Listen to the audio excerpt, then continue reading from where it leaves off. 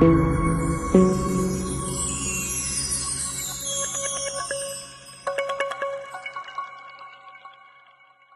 ਸਤਿਕਾਰਯੋਗ ਸਤਿਗੁਰਾਂ ਦੀ ਸਾਜੀ ਨਿਵਾਜੇ ਗੁਰੂ ਰੂਪ ਪਿਆਰੇ ਗੁਰੂ ਸਵਾਰੀ ਸਾਧ ਸੰਗਤ ਜੀ।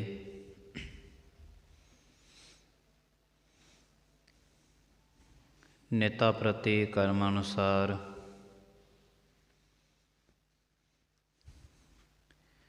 ਧੰਨਵਾਦ ਸ੍ਰੀ ਗੁਰੂ ਗ੍ਰੰਥ ਸਾਹਿਬ ਜੀ ਮਹਾਰਾਜ ਜੀਆਂ ਦੇ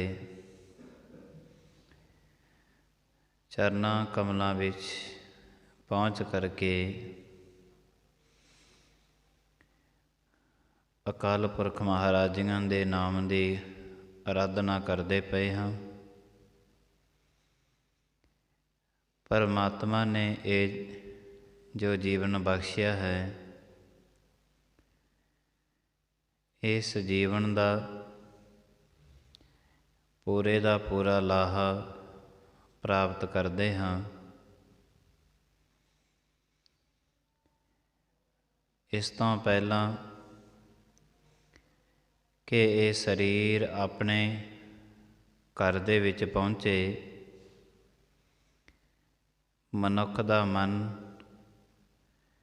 ਪਰਮਾਤਮਾ ਦੇ ਘਰ ਤੱਕ ਪਹੁੰਚ ਜਾਣਾ ਚਾਹੀਦਾ ਹੈ।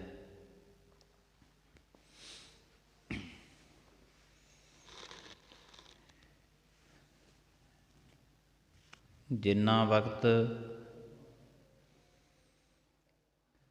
ਬੰਦੇ ਦੇ ਕੋਲ ਇਹ ਸਰੀਰ ਹੈ,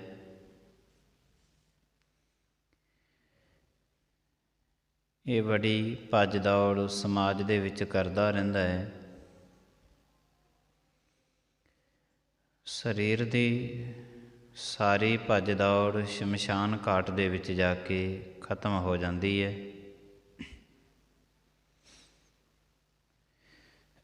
ਔਰ ਜਿਤਨੇ ਮਨੁੱਖ ਦੇ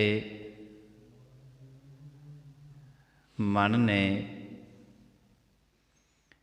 ਇਹ ਮਨੁੱਖ ਆਪਣੇ ਮਨ ਭਗਵਾਨ ਪਰਮੇਸ਼ਰ ਦੇ ਨਾਲ ਜੋੜ ਕੇ ਰੱਖੇ। ਸਰੀਰ ਨੂੰ ਅੰਨ ਪਾਣੀ ਦੇ ਨਾਲ ਚੱਲ ਰਿਹਾ ਹੈ, ਪ੍ਰਕਿਰਤੀ ਆਪਣੇ ਆਪ ਹੀ ਇਸ ਨੂੰ ਇਸ ਦੇ ਘਰ ਅਪੜਾ ਦੇਵੇਗੀ। ਕਿਉਂਕਿ ਇੱਕ ਬੱਚਾ ਹੈ, ਉਹਨੂੰ ਜਵਾਨ ਹੋਣ ਵਾਸਤੇ ਕੋਈ ਯਤਨ ਨਹੀਂ ਕਰਨੇ ਪੈਂਦੇ।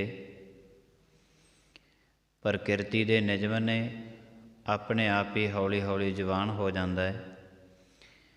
ਇੱਕ ਜਵਾਨ ਨੂੰ ਕੋਈ ਯਤਨ ਨਹੀਂ ਕਰਨੇ ਪੈਂਦੇ ਕਿ ਉਹ ਬੁੱਢਾ ਹੋਵੇ, ਆਪਣੇ ਆਪ ਹੀ ਉਹ ਬੁੱਢਾ ਹੋ ਜਾਂਦਾ ਹੈ।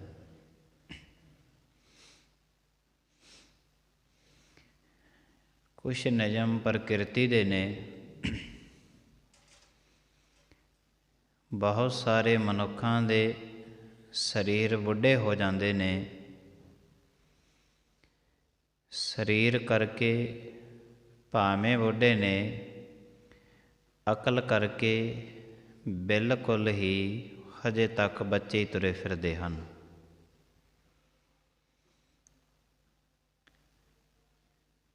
ਦੁਨੀਆਂ ਦੇ ਵਿੱਚ ਸਰੀਰ ਕਰਕੇ ਮਨੁੱਖ ਦੀ ਪਰਖ ਹੁੰਦੀ ਹੈ।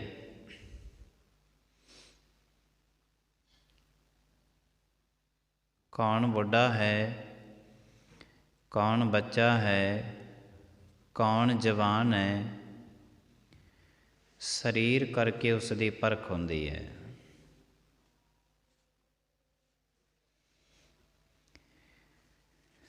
ਪਰਮਾਤਮਾ ਦੇ ਘਰ ਦੇ ਵਿੱਚ ਸਰੀਰ ਕਰਕੇ ਕਿਸੇ ਦੀ ਪਰਖ ਨਹੀਂ ਕੀਤੀ ਜਾਂਦੀ।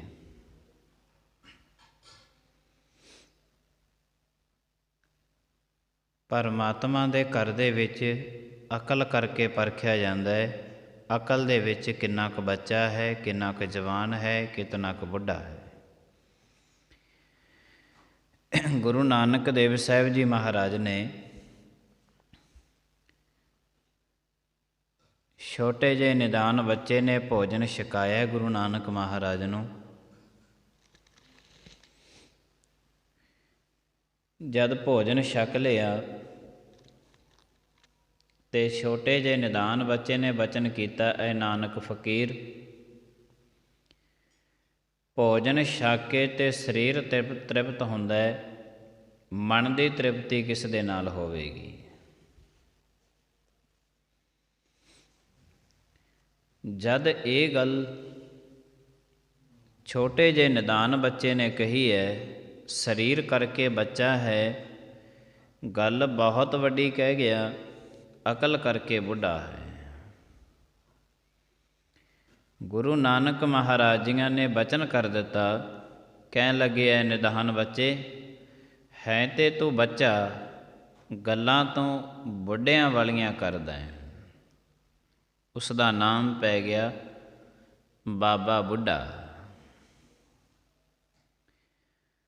ਅਕਲ ਕਰਕੇ ਤੂੰ ਗੱਲਾਂ ਬਹੁਤ ਸਿਆਣੀਆਂ ਕਰਦਾ ਹੈ। ਦੁਨੀਆ ਦੇ ਵਿੱਚ ਐਸੇ ਬਹੁਤ ਬੁੱਢੇ ਨੇ ਜਿਹੜੇ ਅਕਲ ਕਰਕੇ ਬਿਲਕੁਲ ਹੀ ਬੱਚੇ ਨੇ, ਔਰ ਬਹੁਤ ਐਸੇ ਬੱਚੇ ਨੇ ਜਿਹੜੇ ਅਕਲ ਕਰਕੇ ਬੁੱਢਿਆਂ ਦੀ ਤਰ੍ਹਾਂ ਸਮਾਜ ਦੇ ਵਿੱਚ ਵਿਚਰੇ ਨੇ। 60 ਸਾਲ ਦਾ ਹਰਨਾਕਸ਼ ਬੁੱਢਾ ਪ੍ਰਹਿਲਾਦ ਨੂੰ ਕਹਿਣ ਲੱਗਿਆ, ਕਹਿੰਦੇ ਤੂੰ ਜਪਿਆ ਕਰ, ਜਲ ਹਰਨਾਕਸ਼ ਥਲ ਹਰਨਾਕਸ਼। ਜਦ ਤੂੰ ਜਪੇਗਾ ਨਾ, ਜਿਹੜੇ ਬੱਚੇ ਤੇਰੇ ਨਾਲ ਖੇਡਦੇ ਨੇ, ਇਹ ਬੱਚੇ ਵੀ ਜਪਣਾ ਸ਼ੁਰੂ ਕਰ ਦੇਣਗੇ। 60 ਸਾਲ ਦਾ ਹਰਨਾਕਸ਼ ਬੁੱਢਾ ਇਹ ਗੱਲ ਕਹਿ ਰਿਹਾ ਹੈ। ਮਹਿਜ 7 ਸਾਲ ਦੀ ਉਮਰ ਹੈ ਪ੍ਰਹਿਲਾਦ ਦੀ। ਕਹਿਣ ਲੱਗਿਆ, ਪਿਤਾ ਜੀ ਤੁਸੀਂ ਬੁੱਢੇ ਹੋ ਗਏ ਹੋ, ਕਿਹੜੇ ਬੱਚਿਆਂ ਵਾਲੀਆਂ ਗੱਲਾਂ ਕਰਦੇ ਪਏ ਹੋ। ਜਲ ਹੈ ਰਾਮ, ਥਲ ਹੈ ਰਾਮ, ਹਰ ਇੱਕ ਨੂੰ ਜਪਣਾ ਚਾਹੀਦਾ ਹੈ। 60 ਸਾਲ ਦਾ ਹਰਨਾਕਸ਼ ਬੁੱਢਾ ਗੱਲ ਕਰਦਾ ਹੈ ਬੱਚਿਆਂ ਵਾਲੀ। 7 ਸਾਲ ਦੀ ਉਮਰ ਇੱਕ ਬੱਚੇ ਦੀ ਗੱਲ ਕਰਦਾ ਹੈ 60 ਸਾਲ ਦੇ ਬੁੱਢਿਆਂ ਵਾਲੀ।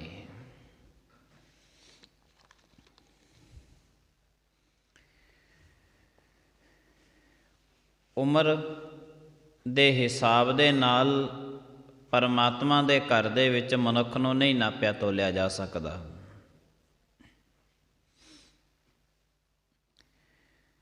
ਅਕਲ ਕਰਕੇ ਮਨੁੱਖ ਦਾ ਨਾਪ ਤੋਲ ਕੀਤਾ ਜਾ ਸਕਦਾ ਹੈ। ਜਿਹੋ ਜਿਹੀ ਅਕਲ ਦਾ ਮਨੁੱਖ ਹੈ, ਉਸ ਦਾ ਨਾਪ ਤੋਲ ਕੀਤਾ ਜਾ ਸਕਦਾ ਹੈ ਕਿ ਇਹਦੀ ਗੱਲ ਬੱਚਿਆਂ ਵਾਲੀ ਹੈ ਜਾਂ ਬੁੱਢਿਆਂ ਵਾਲੀ ਹੈ। ਸਰੀਰ ਕਰਕੇ ਤੇ ਹਰ ਇੱਕ ਮਨੁੱਖ ਨੇ ਬੁੱਢੇ ਹੋ ਜਾਣਾ ਹੈ, ਸਮਾਂ ਤਬਦੀਲ ਆਪਣੇ ਆਪ ਹੀ ਕਰ ਦਿੰਦਾ ਹੈ। ਅਕਲ ਕਰਕੇ ਕਿਸ ਦਿਨ ਬੁੱਢੇ ਹੋਵਾਂਗੇ, ਇਹ ਮਨੁੱਖ ਦੇ ਆਪਣੇ ਵੱਸ ਦੇ ਵਿੱਚ ਰਹਿ ਜਾਂਦਾ ਹੈ ਕਿ ਗੱਲ ਕਿੱਡੀ ਕੁ ਵੱਡੀ ਕਰਦਾ ਹੈ। ਗੁਰੂ ਅਰਜਨ ਦੇਵ ਸਾਹਿਬ ਜੀ ਮਹਾਰਾਜ ਜੀਆਂ ਦਾ ਫਰਮਾਨ ਹੈ, ਭੁਜ ਬਲ ਬੀਰ ਬ੍ਰਹਮ ਸੁਖ ਸਾਗਰ, ਗਰਤ ਪਰਤ ਗਏ ਲਿਹੋ ਅੰਗੁਰੀਆ।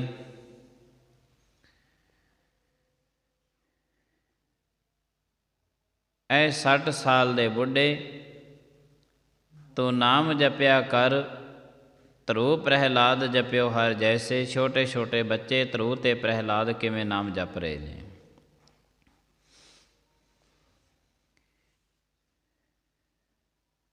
ਬਹੁਤੇ ਮਨੁੱਖ ਸਰੀਰ ਕਰਕੇ ਬੁੱਢੇ ਹੋ ਜਾਂਦੇ ਨੇ,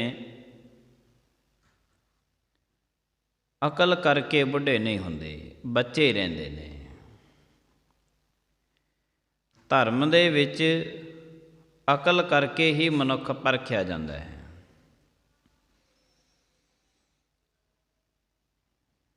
ਕਿ ਇਹਦੀ ਅਕਲ ਬੱਚਿਆਂ ਵਾਲੀ ਹੈ, ਜਵਾਨਾਂ ਵਾਲੀ ਹੈ, ਜਾਂ ਇਸ ਦੀ ਅਕਲ ਬੁੱਢਿਆਂ ਵਾਲੀ ਹੈ।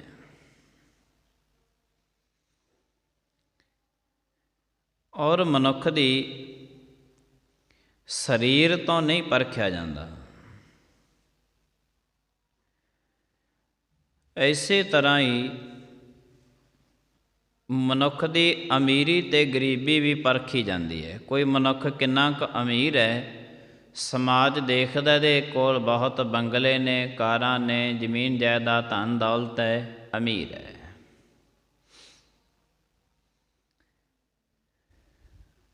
ਗੁਰੂ ਸਾਹਿਬ ਜੀ ਮਹਾਰਾਜ ਜੀਆਂ ਨੇ ਇੱਕ ਮਰਿਆਦਾ ਬਣਾਈ ਹੈ ਦਸਮ ਦਸਾਉਂਦ ਦੀ। ਉਹਦੇ ਵਿੱਚ ਕੀ ਹੈ, ਇੱਕ ਮਨੁੱਖ ਦੇ ਕੋਲ 10 ਕਰੋੜ ਰੁਪਈਆ, ਉਹਨੇ 1 ਕਰੋੜ ਰੁਪਈਆ ਦਾਨ ਕਰ ਦਿੱਤਾ ਪਰਮਾਤਮਾ ਦੇ ਘਰ ਵਿੱਚ। ਇੱਕ ਮਨੁੱਖ ਦੇ ਕੋਲ ਸਿਰਫ 10 ਰੁਪਈਏ ਨੇ, ਉਹਨੇ 10 ਰੁਪਈਆਂ ਦੇ ਵਿੱਚੋਂ 1 ਰੁਪਈਆ ਦਾਨ ਦੇ ਵਿੱਚ ਦੇ ਦਿੱਤਾ ਹੈ।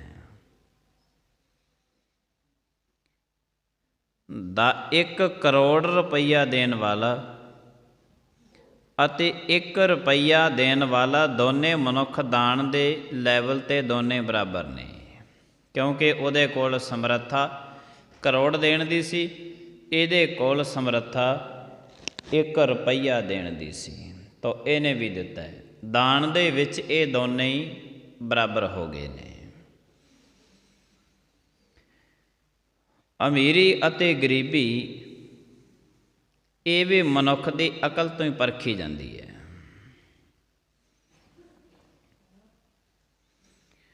ਹਜ਼ਰਤ ਉਮਰ ਜੀ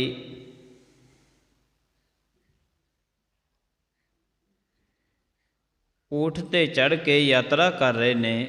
ਰਸਤੇ ਦੇ ਵਿੱਚ ਇੱਕ ਝਿੜੀ ਆਈ ਹੈ, ਪਾਣੀ ਨੂੰ ਦੇਖ ਕੇ ਰੁਕ ਗਏ ਨੇ। ਉਹਨਾਂ ਦੇ ਕੋਲ ਮਹਿਜ ਇੱਕ ਪ੍ਰਸ਼ਾਦਾ ਉਹਨਾਂ ਨੇ ਆਪਣੇ ਪੱਲੂ ਦੇ ਨਾਲ ਬੰਨ੍ਹਿਆ ਹੋਇਆ ਸੀ। ਪੁਰਾਤਨ ਸਮੇਂ ਦਾ ਜ਼ਮਾਨਾ, ਯਾਤਰੀ ਆਪਣਾ ਭੋਜਨ ਪਾਣੀ ਨਾਲ ਹੀ ਲੈ ਕੇ ਚੱਲਦੇ ਸਨ।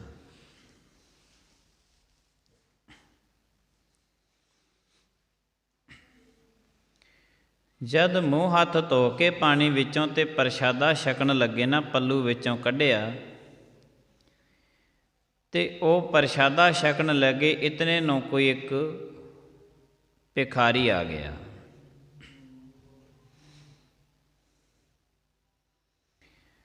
ਆ ਕੇ ਕਹਿਣ ਲੱਗਿਆ, ਪਾਤਸ਼ਾਹ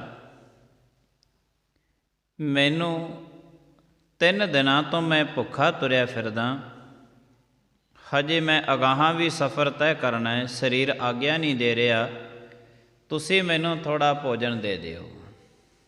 ਇਹ ਜਿਹੜਾ ਹੱਥ ਦੇ ਵਿੱਚ ਤੁਹਾਡੇ ਭੋਜਨ ਹੈ ਨਾ, ਇੱਕ ਪ੍ਰਸ਼ਾਦਾ, ਇਹਦਾ 1/4 ਹਿੱਸਾ ਤੁਸੀਂ ਮੈਨੂੰ ਦੇ ਦਿਓ।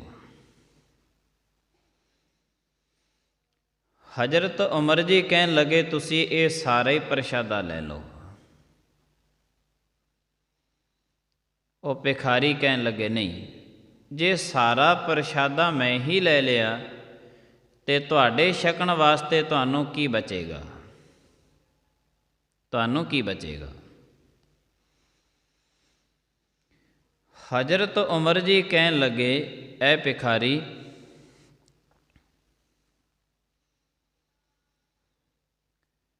ਤੂੰ 3 ਦਿਨਾਂ ਤੋਂ ਭੁੱਖਾ ਹੈ ਤੇ ਮੈਂ ਅੱਜ ਸੁਬਾਹ ਹੀ ਘਰੋਂ ਭੋਜਨ ਛਕ ਕੇ ਚੱਲਿਆ ਸੀ, ਮੈਂ ਮਹਿਜ 1 ਦਿਨ ਦਾ ਭੁੱਖਾ। ਤੂੰ 3 ਦਿਨਾਂ ਦਾ ਭੁੱਖਾ ਹੈ, ਮੈਂ ਇੱਕ ਇਕੱਲੇ ਦਿਨ ਦਾ ਭੁੱਖਾ ਹੈ। ਇਸ ਕਰਕੇ ਇਹ ਸਾਰਾ ਪ੍ਰਸ਼ਾਦਾ ਤੂੰ ਛਕ ਲੈ, ਕਿਉਂਕਿ ਤੂੰ ਲੰਮੇ ਟਾਈਮ ਦਾ ਭੁੱਖਾ ਤੁਰਿਆ ਆ ਰਿਹਾ।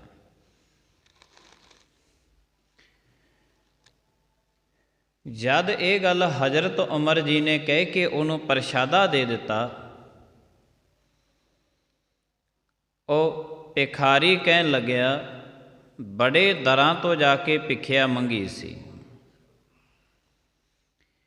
ਲੰਮਾ ਟਾਈਮ ਹੋ ਗਿਆ ਸੀ ਇਹ ਕਰਮ ਕਰਦਿਆਂ ਨੂੰ, ਪਰ ਸਾਰੀ ਜ਼ਿੰਦਗੀ ਦੇ ਵਿੱਚ ਅੱਜ ਪਹਿਲੀ ਵਾਰ ਕੋਈ ਅਮੀਰ ਮਨੁੱਖ ਮਿਲਿਆ, ਵਰਨਾ ਸਭ ਦੇ ਸਭ ਗਰੀਬ ਮਿਲਦੇ ਨੇ।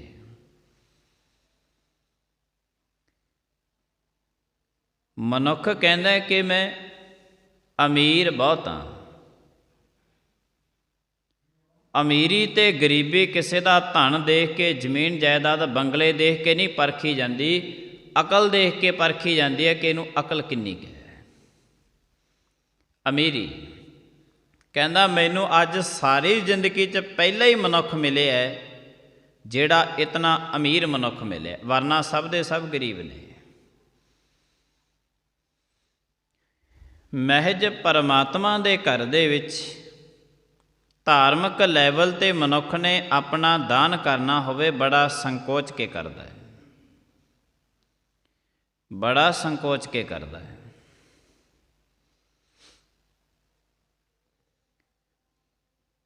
ਮਨੁੱਖ ਜਿੱਥੇ ਧਨ ਲਾਉਣਾ ਉੱਥੇ ਲਾਉਂਦਾ ਨਹੀਂ, ਜਿੱਥੇ ਨਹੀਂ ਲਾਉਣਾ ਉੱਥੇ ਮਨੁੱਖ ਧਨ ਕੁਰਬਾਨ ਕਰ ਦਿੰਦਾ ਹੈ, ਕੁਰਬਾਨ ਕਰਨ ਤੱਕ ਜਾਂਦਾ ਹੈ। ਸਾਡਾ ਇਹ ਭਾਰਤ ਦੇਸ਼ ਹੈ ਜਿਹੜਾ, ਇਹ ਕੋਈ ਗਰੀਬ ਦੇਸ਼ ਨਹੀਂ ਹੈ, ਗਰੀਬ ਨਹੀਂ ਹੈ। ਹਾਂ, ਇਹ ਮਨੁੱਖ ਧਨ ਦੀ ਬੇਅਬਦੀ ਬਹੁਤ ਕਰਦਾ ਹੈ, ਉਹਨੂੰ ਵਿਅਰਥ ਬਹੁਤ ਗਵਾਉਂਦਾ ਹੈ। ਇਹ ਤੇ ਆਪਣੇ ਸਾਰੀ ਜ਼ਿੰਦਗੀ ਦੀ ਕਮਾਈ ਇੱਕ ਦਿਨ ਦੇ ਵਿੱਚ ਦੀ ਸਾਰੀ ਬਰਬਾਦ ਕਰ ਦਿੰਦਾ ਹੈ। ਇੱਕ ਦਿਨ ਆਪਣੇ ਪੁੱਤਰ ਦਾ ਵਿਆਹ ਸ਼ਾਦੀ ਆਇਆ ਹੈ, ਤਾਂ ਪਤਾ ਨਹੀਂ ਕਿੰਨੇ ਕੁ ਸਾਲਾਂ ਦੀ ਕੀਤੀ ਹੋਈ ਕਮਾਈ ਇੱਕ ਦਿਨ ਦੇ ਵਿੱਚ ਲੁਟਾ ਦਿੰਦਾ ਹੈ।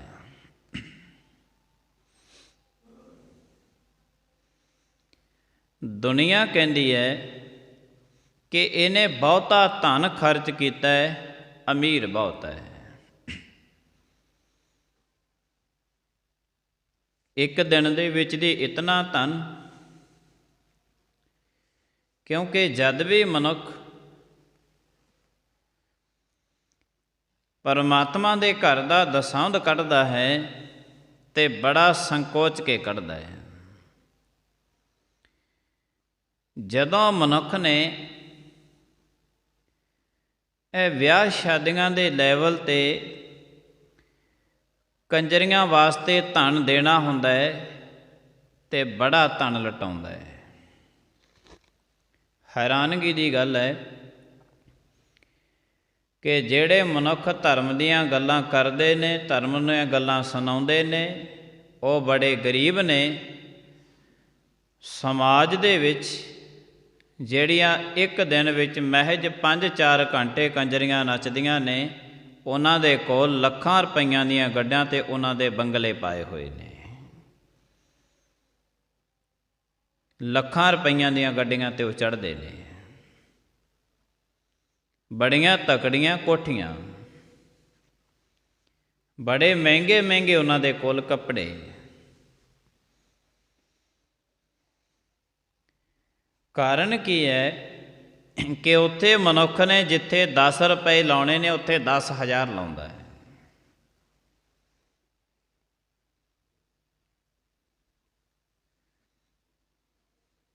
ਬਹੁਤੇ ਮਨੁੱਖ ਗਰੀਬ ਨਹੀਂ ਹੈ, ਇਹ ਬਹੁਤ ਆਪਣੇ ਆਪ ਨੂੰ ਅਮੀਰ ਅਖਵਾਉਣ ਦੇ ਵਾਸਤੇ ਆਪਣਾ ਧਨ ਬਰਬਾਦ ਕਰਦੇ ਨੇ। ਅਮੀਰੀ ਅਤੇ ਗਰੀਬੀ ਪਰਮਾਤਮਾ ਦੇ ਘਰ ਦੇ ਵਿੱਚ ਅਕਲ ਤੋਂ ਪਰਖੀ ਜਾਂਦੀ ਹੈ ਕਿ ਇਹਨੂੰ ਅਕਲ ਕਿੰਨੀ ਕੁ ਹੈ।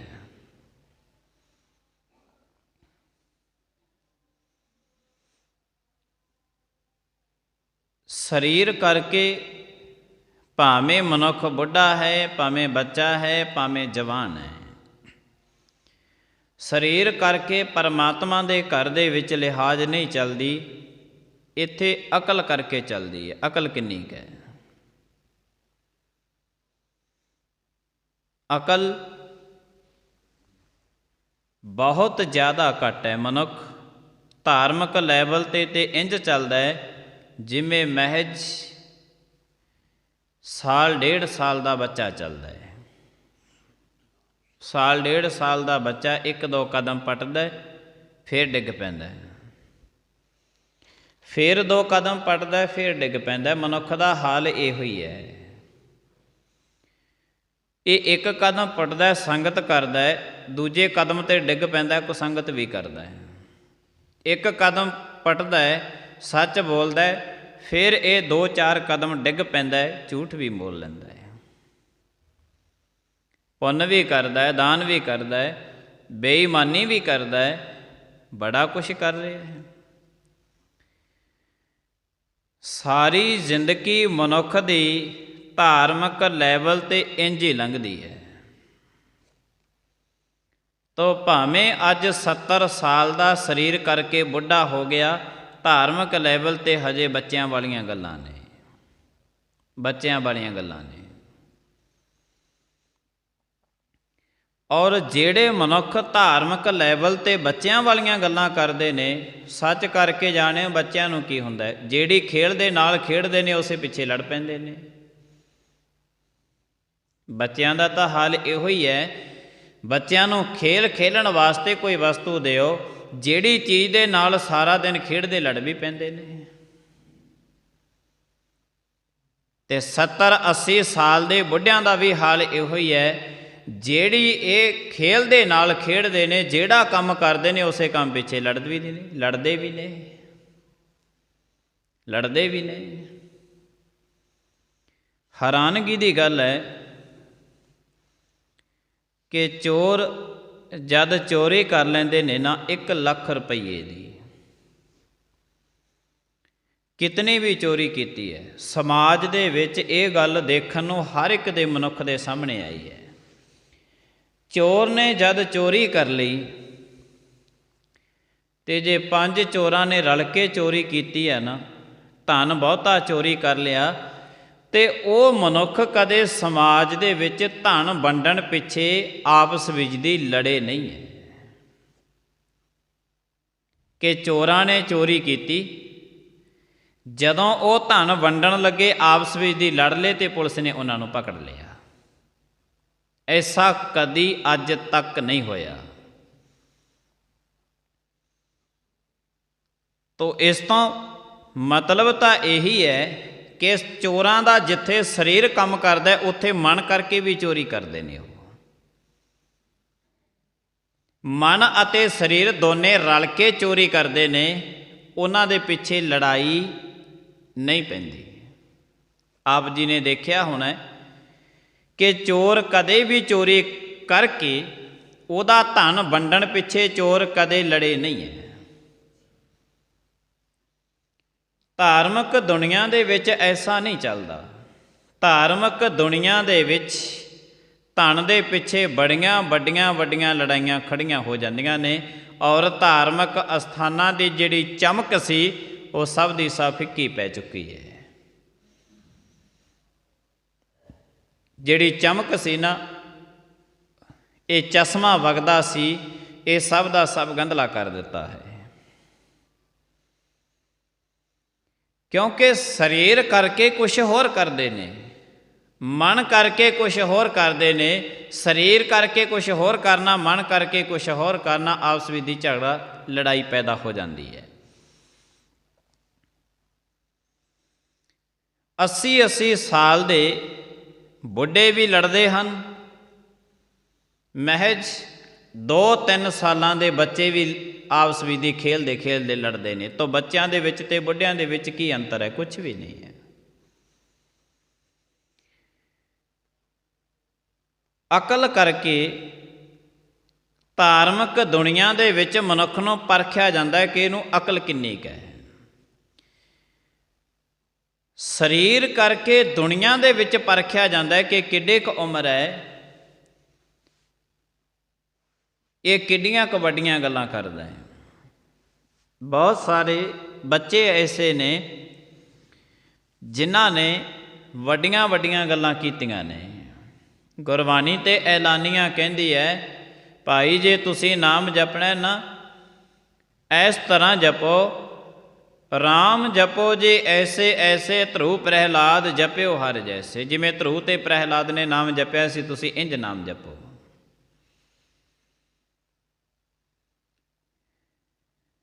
ਕੁਰਬਾਨੀ ਦੇਣੀ ਹੈ ਤੇ ਜਿਸ ਤਰ੍ਹਾਂ 7 ਤੇ 9 ਸਾਲ ਦੀ ਗੁਰੂ ਗੋਬਿੰਦ ਸਿੰਘ ਮਹਾਰਾਜ ਜੀਆਂ ਦੇ ਸਾਹਿਬਜ਼ਾਦਿਆਂ ਨੇ ਕੁਰਬਾਨੀ ਦਿੱਤੀ ਹੈ, ਤੁਸੀਂ ਇੰਜ ਕੁਰਬਾਨੀ ਦਿਓ, ਇੰਜ ਕੁਰਬਾਨੀ ਦਿਓ ਤੁਸੀਂ ਆਪਣੀ। ਜੇ ਕੋਈ ਮਨੁੱਖ ਕਹੇ ਕਿ ਸਰੀਰ ਕਰਕੇ ਮੇਰੀ ਪਰਮਾਤਮਾ ਦੇ ਘਰ ਦੇ ਵਿੱਚ ਕਦਰ ਪਵੇਗੀ, ਨਹੀਂ ਪੈਂਦੀ ਹੈ, ਅਕਲ ਕਰਕੇ ਪੈਂਦੀ ਹੈ। ਉਹ ਤੇ ਮਹਿਜ 5.5 ਸਾਲਾਂ ਦੀ ਉਮਰ ਸੀ ਗੁਰੂ ਹਰਕ੍ਰਿਸ਼ਨ ਸਾਹਿਬ ਜੀ ਮਹਾਰਾਜ ਜੀਆਂ ਦੀ, ਤਾਂ ਗੁਰਤਾ ਗੱਦੀ ਗੁਰੂ ਨਾਨਕ ਦੇਵ ਸਾਹਿਬ ਜੀ ਮਹਾਰਾਜ ਜੀਆਂ 'ਤੇ ਬੈਠੇ ਨੇ। ਕੀ ਉਮਰ ਹੁੰਦੀ ਹੈ? 5.5 ਸਾਲਾਂ ਦੀ। ਤੋ ਮਨੁੱਖ ਜਿਹੜਾ ਹੈ ਇਹ ਧਰਮ ਦੇ ਮਾਰਗ 'ਤੇ ਜਦ ਵੀ ਚੱਲਦਾ ਹੈ ਤੇ ਬੱਚਿਆਂ ਦੀ ਤਰ੍ਹਾਂ ਚੱਲਦਾ ਹੈ, ਚੱਲਦਾ ਹੈ ਡਿੱਗ ਪੈਂਦਾ ਹੈ, ਚੱਲਦਾ ਹੈ ਡਿੱਗ ਪੈਂਦਾ ਹੈ। ਗੁਰੂ ਸਾਹਿਬ ਜੀ ਮਹਾਰਾਜ ਕਹਿੰਦੇ ਦਿਨੋਂ ਦਿਨ ਤੂੰ ਬੱਚੇ ਤੋਂ ਜਵਾਨ ਹੋਇਆ, ਜਵਾਨ ਤੋਂ ਬੁੱਢਾ ਹੋਇਆ, ਪਰ ਤੂੰ ਧਰਮ ਦੇ ਵਿੱਚ ਐਸਾ ਕਿਉਂ ਨਹੀਂ ਕਰਦਾ? ਜੇ ਬੱਚੇ ਦਾ 1 ਕਦਮ ਚੁੱਕੇ 2 ਕਦਮ ਡਿੱਗ ਪਵੇ, ਬੱਚਾ 3-4 ਸਾਲਾਂ ਦਾ ਹੋ ਜੇ, ਤੁਰਨ ਨਾ ਲੱਗੇ ਤੇ ਮਾਂ ਬਾਪ ਨੂੰ ਫਿਕਰ ਲੱਗ ਜਾਂਦੀ ਹੈ, ਬੱਚਾ ਤੁਰਦਾ ਕਿਉਂ ਨਹੀਂ, ਆਪਣੇ ਆਪ ਕਿਉਂ ਨਹੀਂ ਚੱਲਦਾ। ਚਲੋ ਪਹਿਲੇ ਤੇ ਉਂਗਲੀ ਫੜ ਕੇ ਚਲਾਉਣਾ ਪਿਆ ਸੀ, ਹੁਣ ਤੇ ਆਪਣੇ ਆਪ ਚੱਲਣਾ ਚਾਹੀਦਾ ਸੀ। ਅਕਲ ਕਰਕੇ ਮਨੁੱਖ ਨਹੀਂ ਚੱਲ ਰਿਹਾ ਤਾਂ ਗੁਰੂ ਨਾਨਕ ਨੂੰ ਫਿਕਰ ਪੈ ਜਾਂਦਾ ਹੈ ਕਿ ਇਹ ਮਨੁੱਖ ਅਕਲ ਕਰਕੇ ਧਰਮ ਦੇ ਮਾਰਗ 'ਤੇ ਕਿਉਂ ਨਹੀਂ ਚੱਲਦਾ। ਸਰੀਰ ਕਰਕੇ ਦੁਨੀਆ ਦੇ ਵਿੱਚ ਮਨੁੱਖ ਦੀ ਪਰਖ ਹੈ, ਬੱਚਾ ਹੈ, ਜਵਾਨ ਹੈ, ਬੁੱਢਾ ਹੈ। ਅਕਲ ਕਰਕੇ ਧਰਮ ਦੇ ਮਾਰਗ 'ਤੇ ਪਰਖਿਆ ਜਾਂਦਾ ਹੈ, ਬੱਚਾ ਹੈ, ਜਵਾਨ ਹੈ, ਬੁੱਢਾ ਹੈ। ਦੁਨੀਆ ਦੇ ਵਿੱਚ ਜਿਵੇਂ ਜਿਵੇਂ ਉਮਰ ਮਨੁੱਖ ਦੀ ਵੱਧਦੀ ਜਾਂਦੀ ਹੈ, ਸਤਿਕਾਰਯੋਗ ਬਣਦੇ ਜਾਂਦੇ ਨੇ। ਧਾਰਮਿਕ ਦੁਨੀਆ ਦੇ ਵਿੱਚ ਜਿਵੇਂ ਜਿਵੇਂ ਮਨੁੱਖ ਦੀ ਅਕਲ ਵੱਧਦੀ ਤੁਰੀ ਜਾਂਦੀ ਹੈ, ਉਵੇਂ ਉਵੇਂ ਉਹ ਸਤਿਕਾਰਯੋਗ ਬਣਦੇ ਤੁਰੇ ਜਾਂਦੇ ਨੇ। ਗੁਰੂ ਸਾਹਿਬ ਜੀ ਮਹਾਰਾਜ ਕਹਿੰਦੇ ਇੱਕ ਦਿਨ ਇੰਨਾ ਸਤਿਕਾਰਯੋਗ ਬਣ ਜਾਂਦੇ ਨੇ, ਰੇ ਰੇ ਦਰਗਹਿ ਕਹਿ ਨਾ ਕਉ, ਆਓ ਬੈਠ ਆਦਰ ਸੁਭ ਦਿਓ। ਜਦੋਂ ਭਗਵਾਨ ਪਰਮੇਸ਼ਰ ਦੀ ਦਰਗਾਹ ਦੇ ਵਿੱਚ ਪਹੁੰਚਦੇ ਨੇ ਨਾ, ਉਹਨਾਂ ਨੂੰ ਕੋਈ ਇਹ ਨਹੀਂ ਕਹਿੰਦਾ ਰੇ ਰੇ ਤੁਸੀਂ ਕਿੱਥੋਂ ਆਏ ਹੋ, ਕੌਣ ਹੋ ਤੇ ਕਿੱਥੇ ਚੱਲੇ ਹੋ। ਨਹੀਂ, ਗੁਰੂ ਸਾਹਿਬ ਜੀ ਮਹਾਰਾਜ ਦੀ ਗੁਰਬਾਣੀ ਕਹਿੰਦੀ ਉਹਨਾਂ ਨੂੰ ਆਓ ਬੈਠ ਆਦਰ ਸੁਭ ਦਿਓ, ਉਹਨਾਂ ਨੂੰ ਬੈਠਣ ਵਾਸਤੇ ਕਿਹਾ ਜਾਂਦਾ ਹੈ ਧਾਰਮਿਕ ਜਗ੍ਹਾ 'ਤੇ, ਔਰ ਉਹਨਾਂ ਨੂੰ ਧਰਮ ਪਰਮਾਤਮਾ ਦੇ ਘਰ ਦੇ ਵਿੱਚ ਸਤਿਕਾਰ ਦੇ ਨਾਲ ਬਿਠਾਇਆ ਜਾਂਦਾ ਹੈ। ਅਕਾਲ ਪੁਰਖ ਮਹਾਰਾਜ ਜੀ ਇਹ ਬਚਨ ਕਰਦੇ ਨੇ। ਸੋ ਦੁਨੀਆ ਦੇ ਵਿੱਚ ਮਨੁੱਖ ਦੀ ਪਰਖ ਹੁੰਦੀ ਹੈ ਸਰੀਰ ਕਰਕੇ। ਧਰਮ ਦੇ ਲੈਵਲ 'ਤੇ ਮਨੁੱਖ ਸਮਝਿਆ ਜਾਂਦਾ ਹੈ ਅਕਲ ਕਰਕੇ, ਕਿ ਇਸ ਨੂੰ ਅਕਲ ਕਿੰਨੀ ਕੁ ਹੈ। ਗੁਰੂ ਸਾਹਿਬ ਜੀ ਮਹਾਰਾਜ ਜੀਆਂ ਨੇ ਪਰਮਾਤਮਾ ਦੇ ਘਰ ਦੇ ਵਿੱਚ ਜਿਹੜਾ ਪਰਮਾਤਮਾ ਦੇ ਦੱਸੇ ਹੋਏ ਮਾਰਗ 'ਤੇ ਚੱਲ ਰਹੇ ਨੇ, ਉਹਨਾਂ ਨੂੰ ਸਤਿਗੁਰੂ ਮਹਾਰਾਜ ਜੀ ਇਹ ਬਚਨ ਕਰਦੇ ਨੇ ਕਿ ਮਨੁੱਖ ਨੂੰ ਅਕਲ ਆ ਜਾਵੇ, ਔਰ ਜਿਤਨਾ ਇਹ ਨਿਦਾਨ ਖਜ਼ਾਨਾ ਗੁਰਬਾਣੀ ਦਾ ਸਤਿਗੁਰੂ ਮਹਾਰਾਜ ਜੀਆਂ ਨੇ ਬਖਸ਼ਿਸ਼ ਕੀਤਾ ਹੈ, ਇਹ ਨਿਦਾਨ ਖਜ਼ਾਨਾ ਇਸ ਵਾਸਤੇ ਬਖਸ਼ਿਆ ਕਿ ਮਨੁੱਖ ਕਿਤੇ ਇੰਜ ਨਾ ਹੋਵੇ ਸਾਰੀ ਜ਼ਿੰਦਗੀ ਬੱਚਿਆਂ ਦੀ ਤਰ੍ਹਾਂ ਲੜਦਾ ਨਾ ਰਹਿ ਜਾਵੇ। ਇਹ ਵੱਡਾ ਵੀ ਹੋਵੇ, ਇਹਨੂੰ ਅਕਲ ਵੀ ਆਵੇ, ਇੱਕ ਦਿਨ ਐਸਾ ਆਵੇ ਕਿ ਇਹ ਪਰਮਾਤਮਾ ਦੇ ਦਰ ਦੇ ਉੱਤੇ ਮਨੁੱਖ ਅਕਲ ਕਰਕੇ ਪ੍ਰਵਾਨ ਹੋ ਜਾਵੇ। ਸੋ ਦੁਨੀਆ ਦੇ ਵਿੱਚ ਸਤਿਕਾਰ ਮਿਲਿਆ ਸਰੀਰ ਕਰਕੇ, ਧਰਮ ਦੇ ਵਿੱਚ ਸਤਿਕਾਰ ਮਿਲਦਾ ਹੈ ਅਕਲ ਕਰਕੇ। ਗੁਰੂ ਸਾਹਿਬ ਜੀ ਮਹਾਰਾਜ ਕਿਰਪਾ ਕਰਦੇ ਨੇ। ਆਓ ਹੁਣ ਇੱਥੇ ਹੀ ਜਿਹੜਾ ਹੈ ਸਮਾਪਤੀ ਦਾ ਸਮਾਂ ਹੋ ਚੁੱਕਿਆ ਹੈ। ਗੁਰੂ ਸਾਹਿਬ ਜੀ ਮਹਾਰਾਜ ਕਿਰਪਾ ਕਰਨ। ਭੁੱਲਾਂ ਚੁੱਕਾਂ ਦੀ ਖਿਮਾ। ਆਈਆਂ ਹੋਈਆਂ ਸੰਗਤਾਂ ਦਾ ਬਹੁਤ ਬਹੁਤ ਧੰਨਵਾਦ। ਪ੍ਰੇਮ ਦੇ ਨਾਲ ਸਾਰੀ ਸੰਗਤ ਬੁਲਾਇਓ। ਫਤਿਹ। ਵਾਹਿਗੁਰੂ ਜੀ ਕਾ ਖਾਲਸਾ, ਵਾਹਿਗੁਰੂ ਜੀ ਕੀ ਫਤਿਹ।